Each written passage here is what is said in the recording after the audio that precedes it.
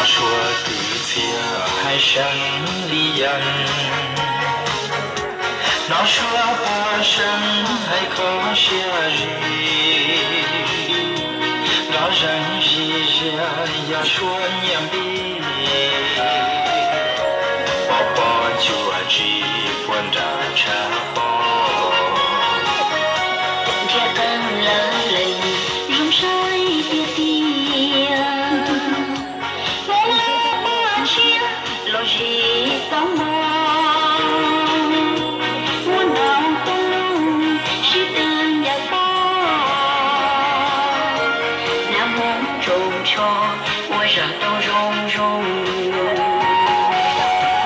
Dòng ý rau thảo ta đã thầu. Mong thua khó chờ tua mù sĩ công. Nó chia tê trong đời tê hai mong. Xóa từ mong rong lưu xia càng kia. Mong chia tê trong yêu mong tân cử.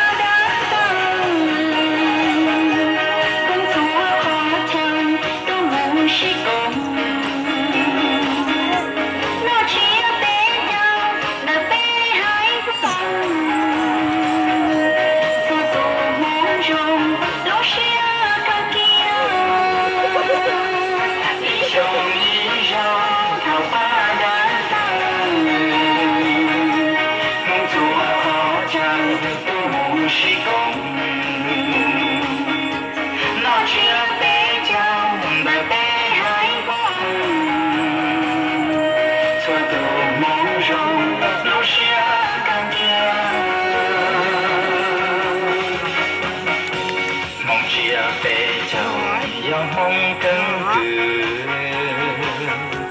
Ủa bò tố chân thế giờ tố tia. Mong cho lo lắng đau thân đau tìa. Mong lưu xuống chia lo gì càng đau. Mong lưu xuống chia lo gì càng đau. Mong lưu xuống chia lo gì càng đau.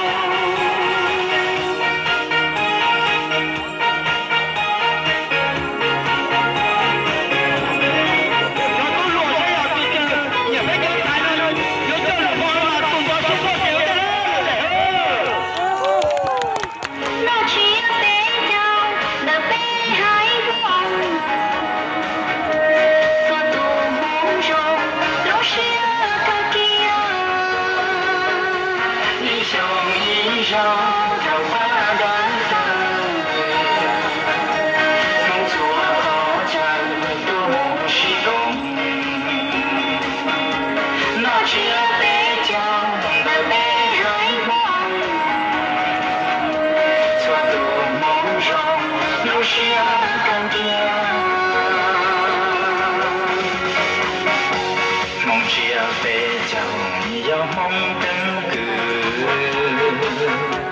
Ủa bò tố chân thế giờ tố chia. Mong cho lo lắng đau thân đau tìa. Mong lưu xuống chia lo gì càng đau.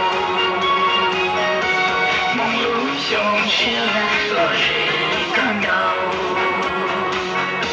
Mong lưu xuống chia lo gì càng đau.